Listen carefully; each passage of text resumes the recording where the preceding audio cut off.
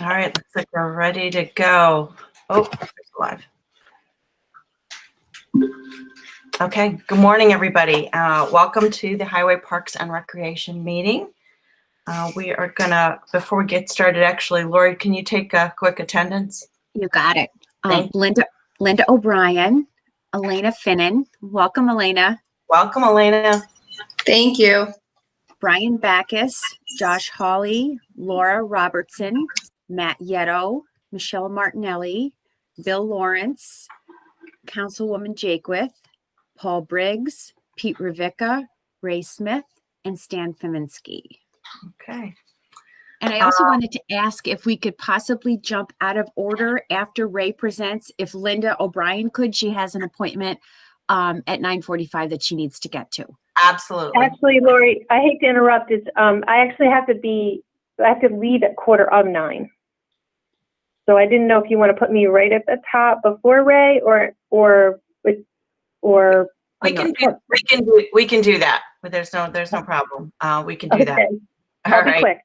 Yeah, no problem. All right, and so I don't think we have anybody else, Lori. There was no unidentified numbers or folks, right? So we don't have any public. Oh, and a supervisor just joined us. Yeah, other than that, I didn't see anyone. Okay. I didn't announce. Okay, great. Well, welcome and good morning, everybody. Let's start with before we jump into Linda's report, let's do the approval of the minutes from the last meeting. And I'm very thankful to Julie for preparing those. Can we have a motion to approve those? Motion to approve. Thank you, Supervisor. A second? Anyone? Second. Second. Okay. All in favor of the minutes from the December meeting, say aye. Aye. Any problems? All right, great. Thanks very much. All right, Linda, you want to jump into your report? Sure. I'll try and keep it brief. I'll start off with our bus driver. I was just kind of cooing about him. He's been really great. He fits in really nicely. He is able to kind of zig and zag with us. So we have any last minute requests or whatever that come up, and he doesn't ruffle, his feathers don't get ruffled. He's great. So we actually were a little proactive, and we've put together detailed grocery lists for some of our regulars. We have a handful of regular people that need him to do some grocery shopping. So he has a good familiarity with what they're going to ask for. We also outlined some delivery lists for not only grocery and errands as needed, but also lunch orders that we typically get. And then we have, any activities or things that we're pushing out to our seniors. He can actually be proactive and call these people too without needing direction from us. So it helps. And he also does internal errands for us, like if we run out of something or if we need supplies or something like that. For instance, we've been putting together these activity bags, and so we take 2-gallon Ziploc bags and we put in there's trivia, there's puzzles, there's crafts. Sometimes we pull books from our library and we add those along with this. He actually had he has a side business, and he had these leftover magnets. It's where your information can go at the top, and below there's either a calendar or there's a to-do list. And he very graciously said, "Hey, I have these extras. Can you use them?" So we took our contact information for the senior center, and we put it up top on the magnet, and we put those in the activity bags. To date, we've done probably over 40 of the activity bags themselves. We've also done mini bags, which we send out to people that don't really want or need the activities. They're more interested in like updated information, our menu, maybe they need masks, whatever. And then we've also, every month we do a birthday celebration, and we order cupcakes from the co-op. And we said, why stop? So we ordered 24 cupcakes from the co-op for January, and we had these boxes that we hooped up, and he's delivering them this week as well, in addition to our second round of activity bags. And I'm telling you, he didn't even finish his day yesterday, and the phone was ringing, and people were like, they were just so touched by it and just so, it was a cupcake and they were so happy. And it makes your heart swell. So it's just to make a little contact. He's a friendly face. A lot of times that's, it's a big part of the day, it's just, everybody's so shut in right now. It sounds silly, but it's been great. So he's been wonderful, and he helps us get through and reach a lot of people. And these lists that we're putting together are kind of mutually exclusive. So we're trying to reach a range of people instead of hitting the same people all the time. Well, it doesn't sound silly at all. It sounds very nice. Very nice. Thank you. What's his name? His name is Matt Missouri, and it's spelled Mazure. He's a super nice guy. Bob did a great job. They spent like 2 weeks together, and he's great. So we've also done a lot of postcards. We're up to 70 now, and we'll depending on how things go, January, February, that'll determine if we do a second run on those. Our virtual exercise. We have over 50 seniors that are registered in our Zoom exercise classes. Edie is just amazing because there's a constant maintenance that goes with it. People have to fill out waivers if it's a new class, and she helps the seniors get onto the Zoom, and they email back and forth. And she also has to work with the exercise instructors because not everybody's all savvy. She's got 5 classes a week, every week in January. So it's been great. And we've also been doing Facebook Live. So Edie and Robin, they do a lot to keep our Facebook contacts going. We've done trivia. We post our lunch, whatever information we can.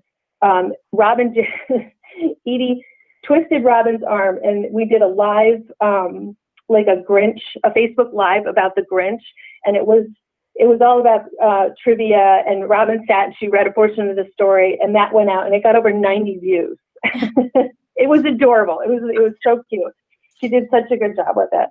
And one of the things that I should probably mention is that we've doubled our followers in a year on Facebook alone. So that's kind of nice. Yeah. Lunches continue to rock and roll. Not at the capacity that we were doing before, but in December, even being closed, we did 75 lunches. And just in this first week that we've reopened, we have 31. So not too shabby. We continue.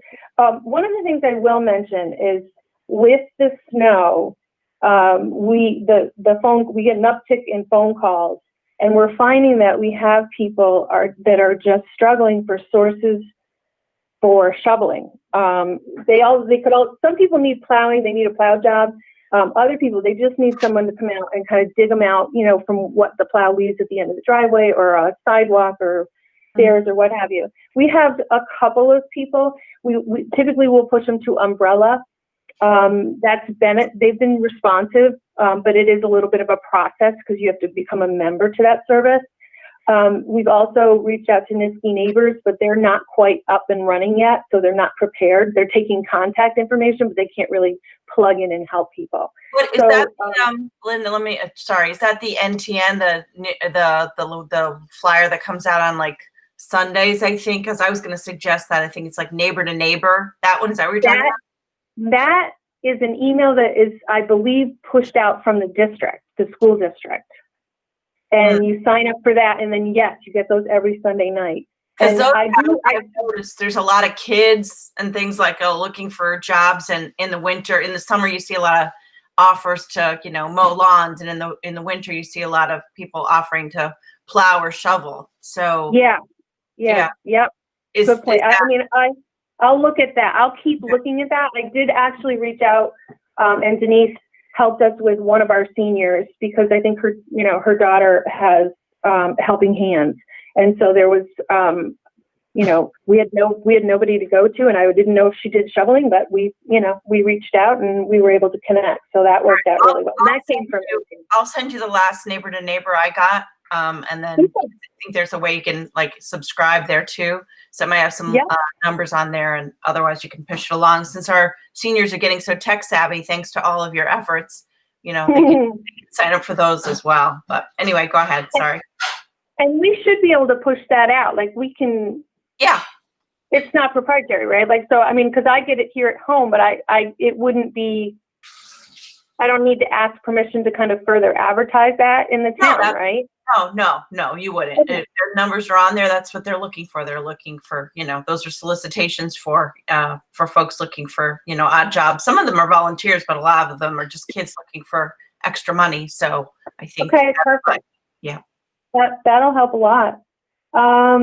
We've just been working a lot, also around the facility, just making sure we're kind of taking this time that we have to do those jobs that don't get done or that aren't covered in a normal cleaning. So we've scrubbed baseboards, we've gotten cobwebs, we keep our, all of the seasonal decorations and everything up to date for whenever those doors are ready to open. Salt buckets, the UVC units are in, but there's a fourth light. There's 4 of them up there, and one of them we're still waiting on, I think, the bulb. There was a bulb that didn't work or had to be replaced. So we're 3 out of the 4 are in operation and working well.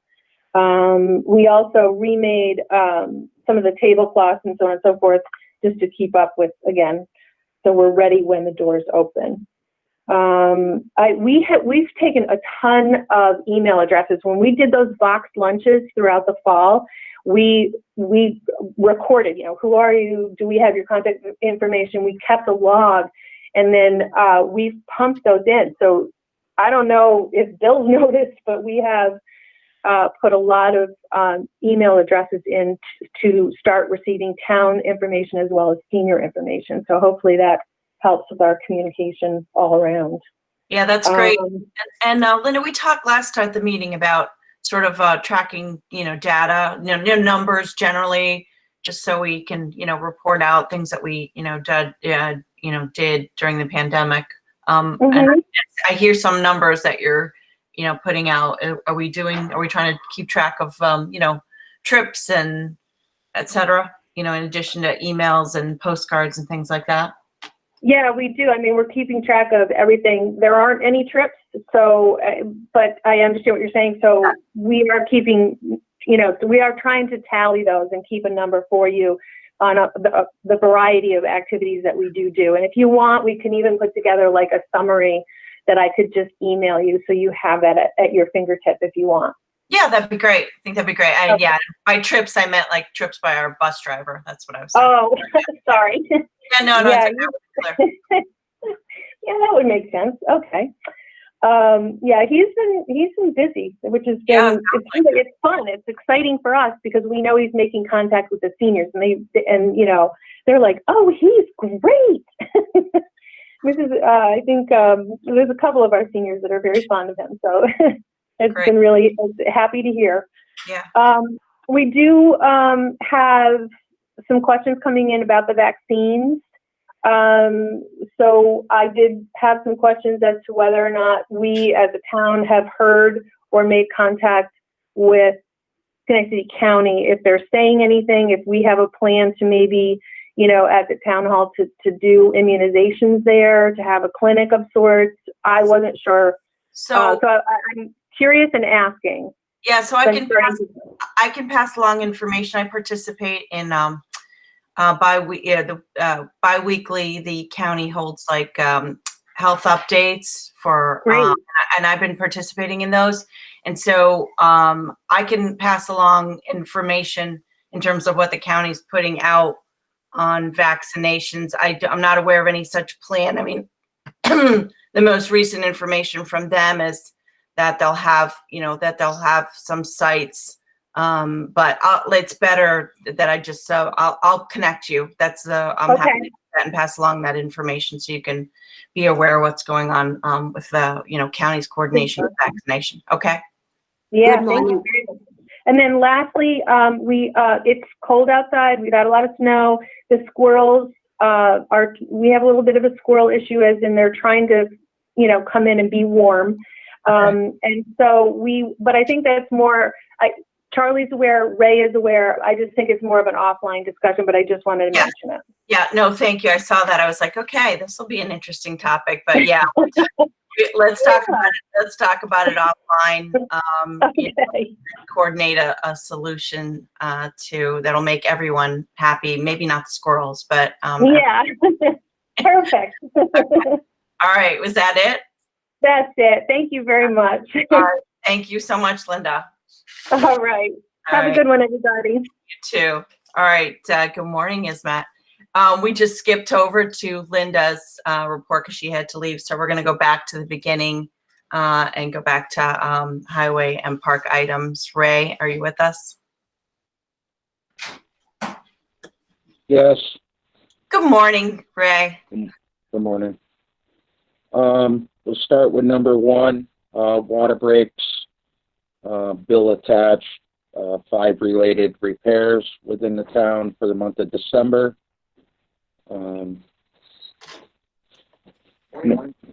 Number two, highway crews. Crews are working on some snow removal in the courts and intersections where piles are high and, site is an issue or room for additional snow upcoming is removed. So crews are working on that along with the resident request list, trees, washouts, drainage issues and such, our ongoing list. Number three, Christmas tree pickup for the month of January. We have trucks circulating the town. Posted on the website is the rules and regulations for pickup. No tree stands on them, no plastic bags, no ornaments. So they need to be pretty clean because we do recycle these trees and chip them up and use them as a resource as far as mulch and stuff like that. So we try to eliminate the fee of getting rid of them and also use them in a positive way. Number four, December 17th snowstorm. As reported at the last town board meeting, we had all employees on hand, dispatched at 3 a.m. in the morning. Trucks were all ready to go. They were loaded and ready to go. Crews were out within minutes after 3 a.m. At that current time, we had between 6 and 8 inches, and the storm accelerated to the point where visibility was bad, and just trying to get around was almost deemed impossible, which the storm was later on determined to be an emergency situation where only people that needed to be on the road should have been on the road. Ray, how many of our trucks got stuck? And I know that I saw that.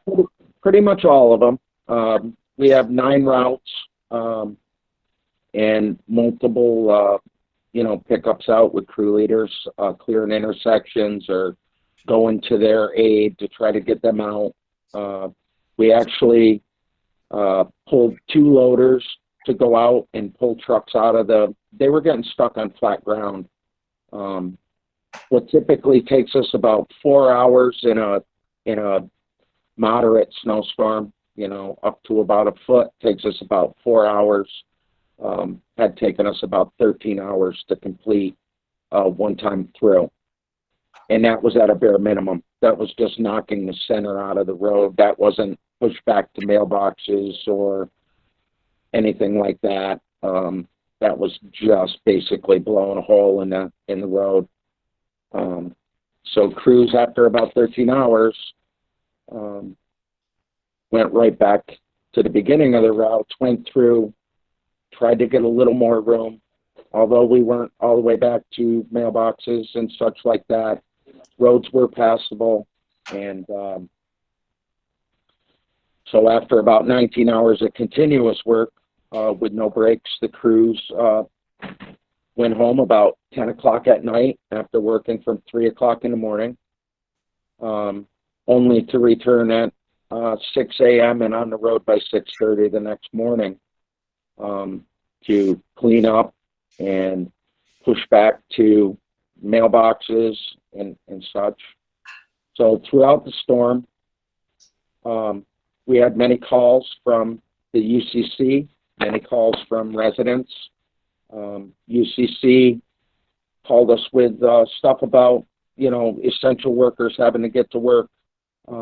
My guys dispatched crew leaders, plow trucks to aid them in getting to where they needed to be, whether it be helping them dig out or plowing a path for them to get to their destination. So all in all, it was an inconvenience for everybody involved, and people got to get places. I understand that. But we did do our best to ensure that people got to where they were going. Yeah, Ray, your guys worked really, really hard round the clock. And so we talked about the last town board meeting. We reported out on that. It was a tremendous undertaking, and we're, very grateful for that. I also, Matt, your guys helped out too. I mentioned it at the last town board meeting. Want to thank you again. Obviously, it's a team effort. It was required for this. Ray, you mentioned phone calls, and I know that's something I mentioned to you. I know we're working under COVID restrictions, but you guys have been, you're essential and you've been out there, but still those exist. And you spoke to getting folks out that needed to get out, essential workers, medical personnel, et cetera. But as far as communication and people contacting the highway department, is there any thought to, if we ever done like a recording? I mean, it should be obvious to people, obviously, that everyone's out plowing, but have we thought about doing a recording, letting people know that, and that maybe email might be a better way to communicate in terms of, instead of phones, because no one's in the office, everyone's out. Well, we have our standard recording here that tells you, if it's an emergency call, obviously the non-emergency number at the UCC. And typically our phone system mailbox doesn't fill up. We, other than this situation, which, I believe with COVID raises concerns about people that need to get to loved ones, people that need to get to certain places. I don't know that we need to change our system. I think maybe if we make people more aware of the options that are available as far as going on the website and doing a resident request to reach out to us and leave the phone systems as they are. Obviously, 100% of our people, including myself, are out there plowing snow. We don't leave a dispatcher in here. We don't, the phone calls range from, you put snow in my driveway to it's not fair, I live on a corner. So, all those are addressed the following day or as soon as we can. Emergency situation, they always have the UCC to reach out to, in which they have contact information to crew leaders or myself, which they do. Reach out to us in an emergency or an emergency situation. So I think the lines of communication, maybe if we wanted to go above and beyond, is educate people more on using the website. We've traditionally done it this way forever, although, we never used to have emails, but technology has brought us there, and, we get overwhelmed. Some are top priority, some are, can be dealt with at a later date. Some are even unrelated to the storm. It just works out that way. So I think the way it is good. Like I say, if we want to educate people on using the website, I monitor my emails during a storm. I look for emergencies. I may not be able to answer all of them because I'm actually out on the road, but I think we have it covered. Well, I know the supervisor put out an email about the situation, and I can't recall whether there was any specifics in that email. And I'm not suggesting there should have been, but I'm just thinking about whether in the future we could use that email, the posting on the website to, educate people in terms of, crews are out, if you hear other ways to, to contact folks in the case of an emergency or use email, etc. We could use that. I think the supervisor's notice was helpful, and I think it supported that, if you didn't need to be on the road, you shouldn't be on the road. Right. We did run into, a lot of people move their cars out of their driveway to clean their driveway. Well, when you're picking up steam trying to clean the road and people's cars are parked out on the road, it stops us from doing our job. So I think her notice, one, supports what the crews are doing and gives us some reassurance that, and also lets the residents know that the situation we're in. So I thought, I know you had a lot of communications. I know, others had communications with people, just bringing them up to speed in the operation and what we were doing. I think all that was helpful to us. The town clerk's office gets a lot of calls too when they can't reach the highway department or whatever. So we reassure them that, you guys are out and you'll be around. Yep, and we appreciate that. Thank you, Michelle. Ray, what is our voice, if you reach the highway department, what does the message say?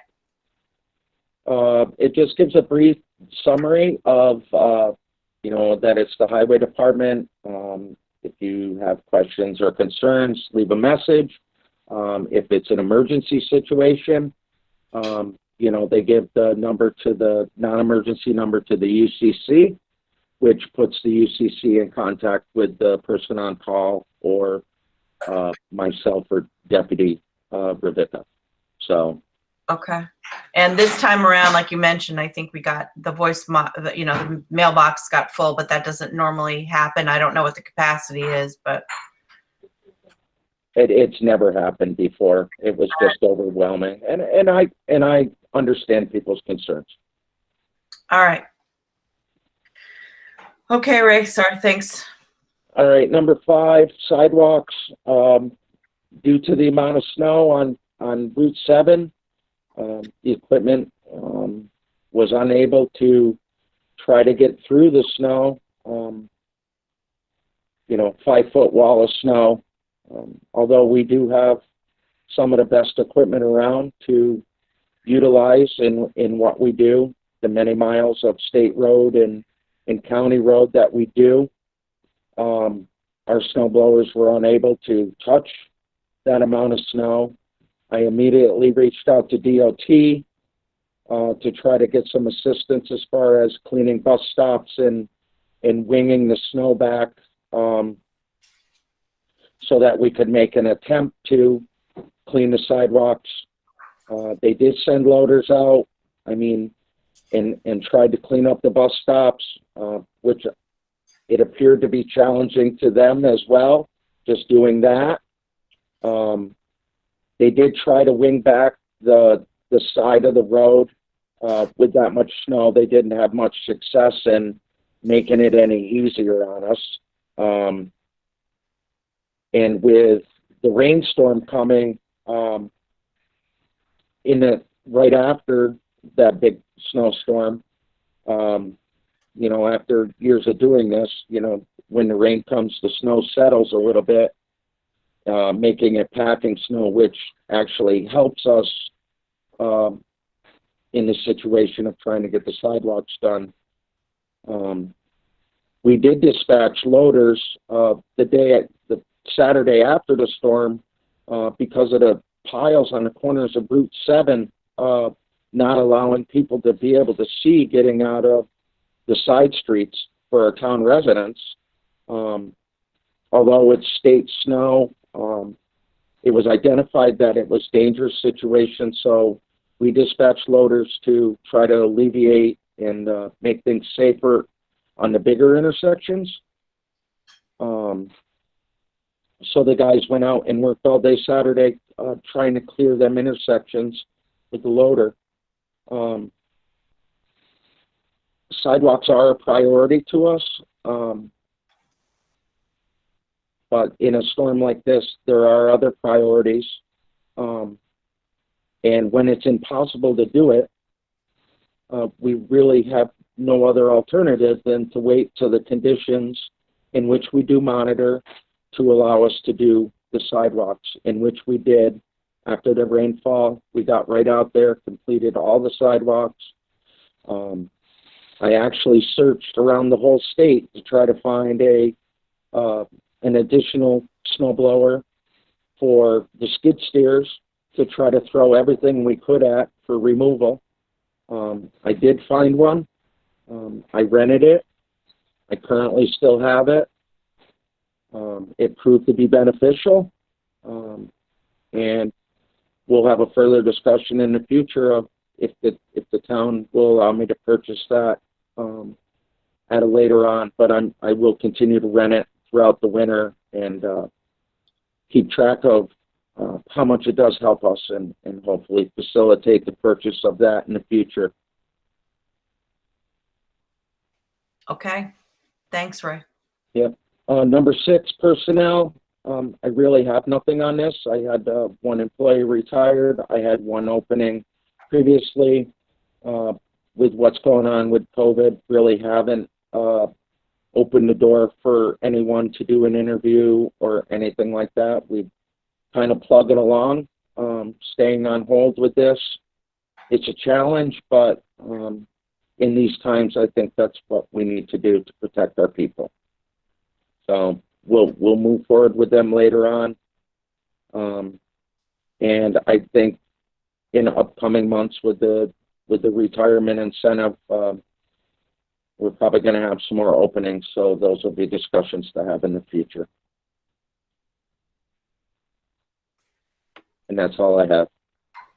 Okay. I know that before we jump to the next group, I know we had discussions via email yesterday about needing a resolution for, our the yard waste increase that was budgeted.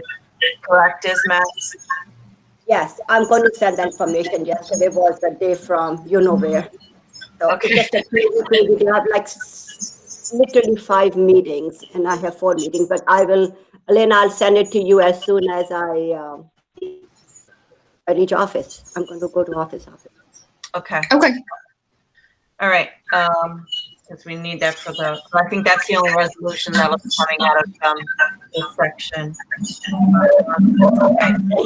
Anything else under this, general topic of highway and park before we move on to Laura Robertson's topics? All right. Thank you. Good morning, Laura. Morning. You want to give us an update on some of your items, starting with, tree council and complete streets? Yes. Tree Council. Still working on the master plan. I think we had an invoice for the first amount of work that we did on it go through. I can't remember if I copied you on that or not, Ray. But that's moving forward. That was originally we wanted 7,000. We got it down to 3,500. And What is this for, Laura? Sorry, I didn't understand that. What was that? the street tree master plan. It's actually like a year and a couple months old that we've been working on it, but it's moving forward. Yeah, I see is Matt also looking very quizzically. Yeah. What could you elaborate? Yeah, so I have talked about this at I think every single meeting that we ever talk about the tree council, but we have a master plan that's required by our code, and we hired Weston and Sampson to help us write it, and it's taken a really long time because they work on projects and volunteer on doing things and COVID and Arbor Day, but we finally did get it started, and we're moving forward with it. Okay, yeah, I think I was thinking of some new item, and I'm sure Isma is thinking about as she always does, how, if we have the money for, if it's a budgeted item, that kind of thing. So. Right, exactly. Thank you. That was exactly my question. Was it budgeted in 2020 or was it, I don't think it was budgeted in 2021 unless you can, clarify that. It was budgeted in 2020. And it was started in 2020 and invoiced began in 2020. So we've got a purchase order for it from 2020. Okay, so it needs to be paid now. Yeah, it does need, well, part of it, right? Because it's done yet, but I don't know if it's been paid yet or not. I was actually going to ask Nancy if that one had gone through yet, because I know Ray has to sign that one as well. It's comes out of the tree miscellaneous account. Okay, so what happens, Laura, like we talked about it, if you have any outstanding invoices at the end of the year, you tell us and we will accrue it. So I will check back with, when I go there, I'll check back with Nancy. Okay. Laura, Yeah. can you hear me? Okay, Yeah. so I just have the invoice on my desk actually to be signed. Good. Okay. The current billing, it says the contract amount is $3,500. Right. The current bill that I have right now is $1,750. Yeah. We got halfway done. And there is Resolution 219-177 is a resolution from the town board approving this. Is Matt, if you want to look into that, 219-177. So from 2019. Yeah, okay. Yeah. Yeah. That's what I mean. It's old. So, but the main thing is, which year was it budgeted for? So is it coming from, we will look into it and I will send an email. It should come out of the tree miscellaneous. But how much money is left? So let me go back and look at that. When are we going to get the full invoice, Laura? We'll probably be done with it by the end of January, maybe early February. Okay, so can you please ask them to send us an invoice and we will, or estimate or something, and we can set up an accrual so it doesn't hurt our 2021 budget. Yeah. Thanks. Can we encumber that off of 2020 rather than dip into the new budget? That's exactly what I'm saying. Yeah, that's Okay. what she's trying to do. For the full amount, if we have that balance in there? Well, I have to go back and see how much is left there. I'll check my records as well, Okay, thank you, Ray. and I'll get together with you on this. Awesome. Thank you. That will help a lot. Maybe we could just amend the PO that's on your desk, Ray, because I was talking about this with Janet yesterday, to be the 3,500, and then we'll only invoice the 1,700 off of it. It might be the easiest way to do that. I don't know. Just putting that out there. I'll get together with Ismat on that.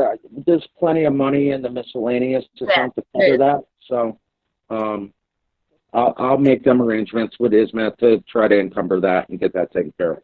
Okay, great. Thank you.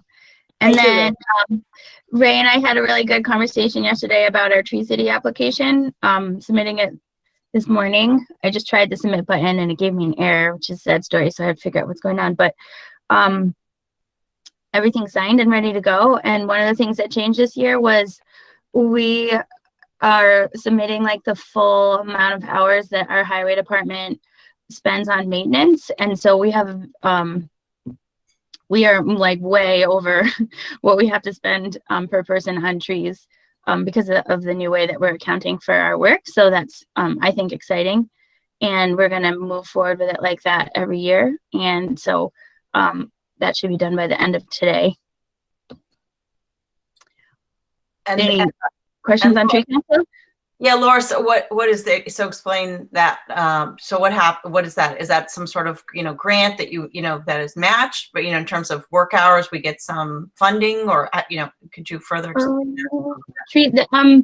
Tree City designation is just kind of an award for being, conscientious about your trees, for working to improve them to your residents. It's a pledge that you enforce certain tree rules and that you spend a certain amount of money on trees, and you get a, like sort of a running number of years that you become a tree city, and you can put up signs in your community. And to some extent, I would think that it's something that you can put on grant applications, but being a tree city itself is really just an honor. Nice. That's great. Oh, that's great. I just wanted to get that clarified so everybody understood what that was. So, well, that's great. Thanks, Laura. Mhm. Anything on Complete Streets? Complete Streets, I mean, little quiet, and they're never really quiet. They're working on a bunch of things. They're helping with the Knott Street project, which is just below. But I don't think that they have anything outstanding that necessarily needs to be reported right now. Yeah, I know I got contacted by, about the sidewalks related from Bill Chapman. Talked to him about, just sidewalks. And so, that was one of the reasons I asked Ray to address sidewalks. Obviously, Bill and company, we want to make sure, as is one of the charges of that, to sort of, we want to encourage walking, right, in our community. So that's one of their focus areas, and want to do our best to keep our sidewalks passable. But again, as Ray said, it was a crazy storm. And then when all the rain came, that kind of helped, melt and etc. So anyway, all right, thanks for that, Laura. Yeah, the next item is the Knott Street. Yeah, so the Knott Street improvement meeting kickoff was yesterday, and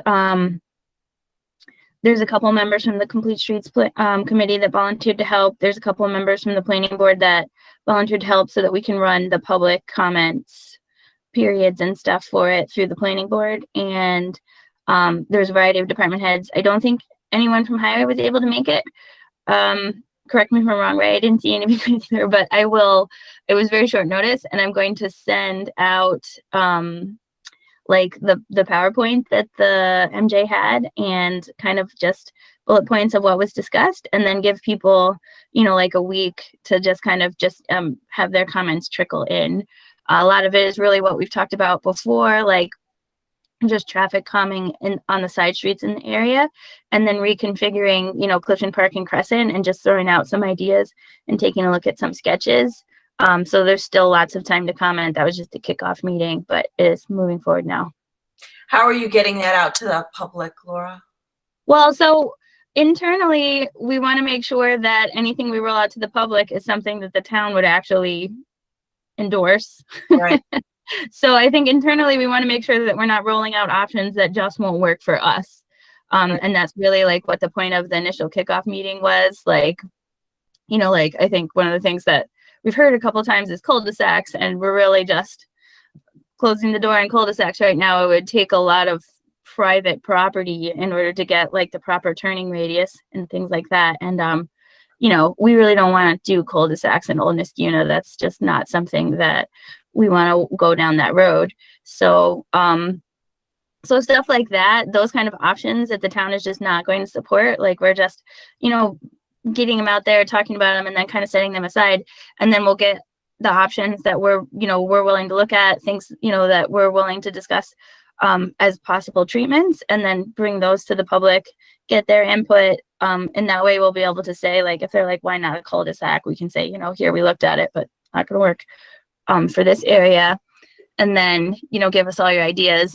And then, from there, we can kind of combine what the town's willing to do with what the public comment is, and see if we can kind of find consensus on a plan that'll work for, probably about 85% of everyone is the goal. I mean, I think 100, but you're probably never going to get there. And Laura, last time you and I talked about this, I talked to you about like funding sources, right? So remember that we talked about trying to look at that early on. We obviously we keep, we're talking about money all the time because we don't have any. And, we want to make sure that we're, looking for if we're going to do anything. So again, I know it's coming up. It'll come up soon. If we're going to do something, we want to effectuate any potential savings and doing things at the same time the county is working on that area. So if there's grant monies, matching funds, anything that we can apply in terms of, you know, doing that stuff, I want to, you know, we want to be doing that. Yeah, and you know, the police brought up, you know, if we're adding parking over there, and I know that Ray has asked this question, so has Matt, a couple times, like who maintains the parking if we're adding parking spaces over there. So there's a lot of things that go into that we're figuring out. I think generally speaking, we wouldn't build any new parking unless the property owners maintain it. It's the general consensus, but we have to figure out a way that would work. And they might be willing to do that. I mean, they're, you know, they want more parking, so, you know, Exactly. right. So if that's what they want, then, you know, that's a negotiation, obviously, and they're interested. It might be good to do that now, especially. Yeah. But yeah, and again, I don't know if you know, folks at the, you know, ISMOD and Janet can help, or, you know, in terms of facilitating, you know, funding sources, et cetera. But that's really important. So, yep, you're absolutely right. So going forward from this year, we had a meeting with Laura, not I missed it, but Frank and Janet did. So from this year, we are taking over grant application and grants. So Laura, whatever you do, please let us know beforehand. So we are going to work in conjunction just to make sure that we have adequate funding beforehand and we have a plan. So that was discussed with the board last year, and Frank is very good grants manager. He has experience, so we are going to start doing that because it's a tight year.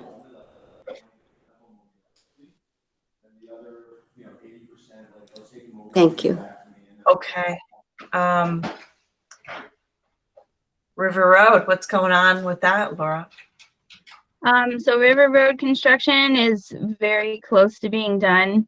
There are outstanding items. They poured their concrete after the giant snow melted. So really their only outstanding items are, I think they still have to put the chain link fence up and do some aeration and site. Oh no, it looks like they did their aeration. So it's really just restoration of the site and final closeout. They're very close to being done. I know they wanted to finish in 2020. They didn't quite make everything in 2020, but the majority of that work was done. The field should be able to sit and rest and be ready for the spring. And so I think that there was a lot of positives to that. It was pretty amazing to get like 30 inches of snow and then lose it in like a week so they could get back out there and clear the pond. I mean, I was like, they're done. But no, they came back and they did some more work. So, so I'm expecting that we should be able to actually, I mean, there's just some maybe stuff that we'll have to hold out to the spring so we get into the fields and make sure that they work all as well. But that project is, you know, very close to being done, should be able to get reimbursement for the majority of it and be ready for the spring. There is a outstanding disputed work for soil, which is in the range of like a $30,000 dispute. And I have sent it on to the legal department, and hopefully they can set up a meeting to figure out what they want to do about that. Engineering is ready and willing to help them with anything that they need, but it's going to be probably lawyer to lawyer for a while. Okay, well, hopefully that can get resolved. And we'll keep the comptroller's office posted on that as well. Yeah, let us know when it's done, Laura. Let me know when it's all done. Yeah, I mean, yeah, for kind of like a, yeah, it's, you know, kind of messy still, but when it gets cleaned up and beautiful, like, yeah. Okay, then River's Ledge, I think, was the last item for you. Yeah, and so like we have just kind of talked about this here and there, but it was my recommendation that it really be worked through Highway Committee. I mean, it can go anywhere really. Anybody can talk about it who wants to talk about it, but you know, we collectively decided that we weren't going to try and do $150,000 of in-kind on Aqueduct Park. And so we've allocated $80,000 of River's Ledge parkland fees to that $150,000 that is already spent. And so we have, what is that, like 73,000, I think, that still has to be allocated from somewhere. There's $50,000 that you could take away from Rivers Ledge's already going park project. So they basically have a $250,000 like writing pad to themselves. And I mean, to the extent that they'll probably do way more than $250,000 out there, it's kind of nice to leave that, because they will create this like amazing park with it. And we're not doing it. We're not doing the work. We're not overseeing it. They essentially just have that budget. And when they complete items out of it, it's sort of being subtracted to that from that $250,000, and the town is just getting all that public benefit. But you could remove $50,000 from their budget and apply it to the Aqueduct Park budget if you so choose. That's really like the choice that I was trying to explain to you guys, that you have. Everything else is really allocated, and you could either take it out of fund balance or you could take it out of parkland. I mean, that's really your call. But the one point that you have that you can negotiate and kind of decide is this $50,000, if you want to take it away from what they're doing and apply it to, you know, this grant match, or if you think that, you know, right now, like putting all the money into there and having the project be mostly done, you know, is the best use of the money right now. That's really you guys' call.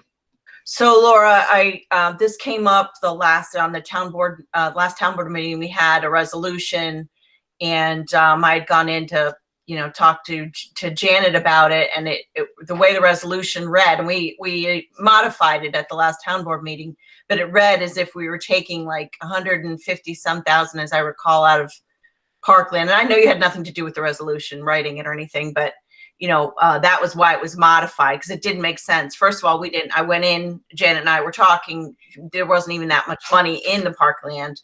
And then we talked about invoicing Rivers Ledge for the money they owed. So I'm going to suggest, because that happened with the Janet and Ismet wasn't there. I know Janet called you, Ismet, afterwards, and there was, again, we modified that resolution. I think we need to have a conversation. Ismet had raised questions that I had also, you know, about maintenance and about the future of the parkland, you know, fund, etc. So I don't know what's happened in terms of, I know you sent that email out, Laura, in terms of asking for that money. I don't know if it was invoiced. I don't know if it's come in, and I don't know where that is, but I think we probably should have an offline conversation, unless you have something to jump in, Ismet, on that. But I still think there's some resolution of some other money that we have to figure out how to work through. You are absolutely right. I was saying yes, but for that other fund, the 80,000, we did receive it. It came in like 2 different chunks.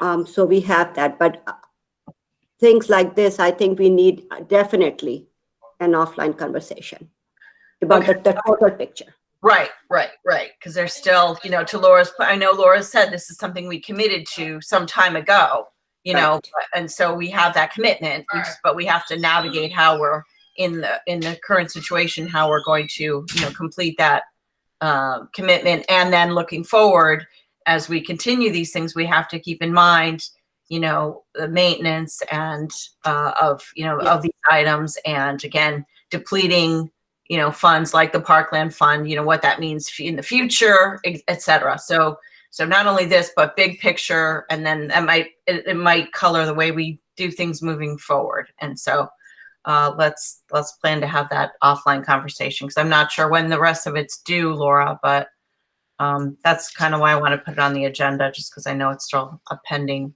item and we need to resolve it. To your point, you know, we made the commitment, so we gotta figure it out. Exactly.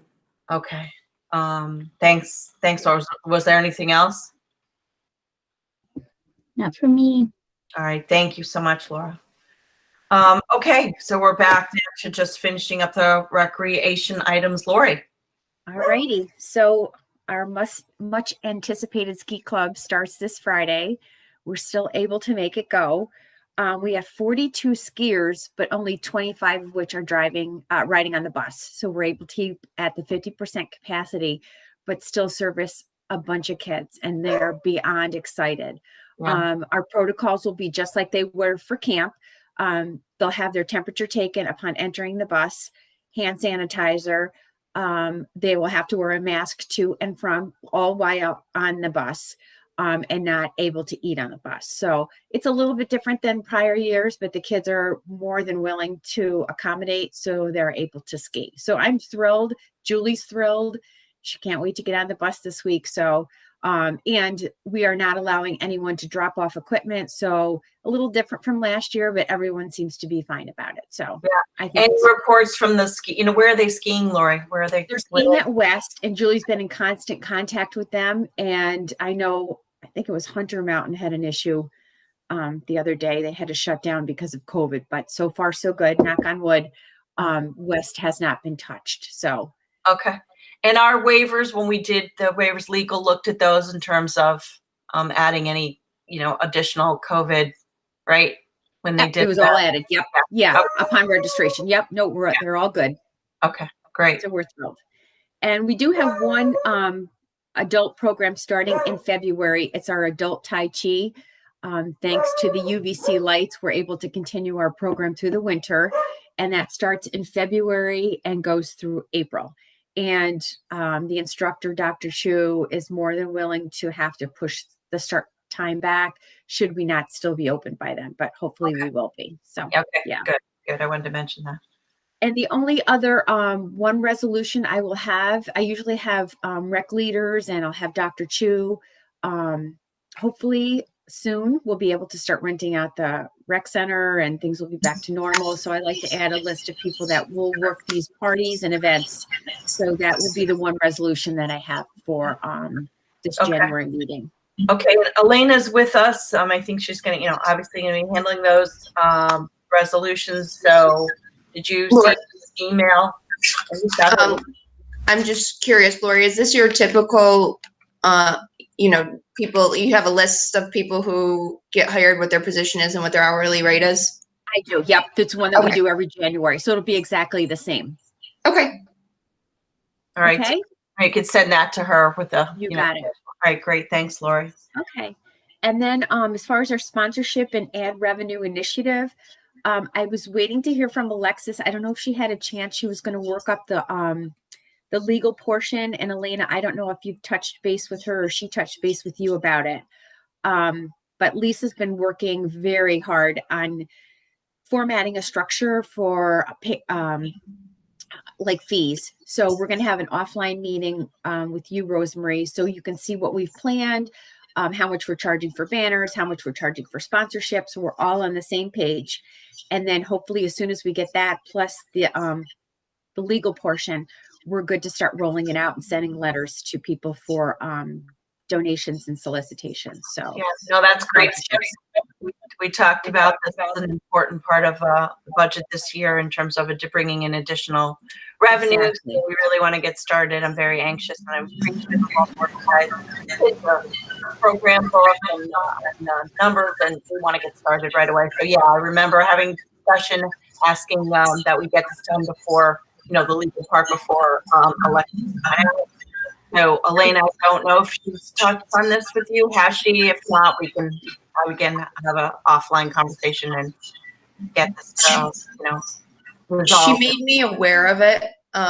She, I believe, is going to be dropping off a hard drive with things that she had been working on to me today.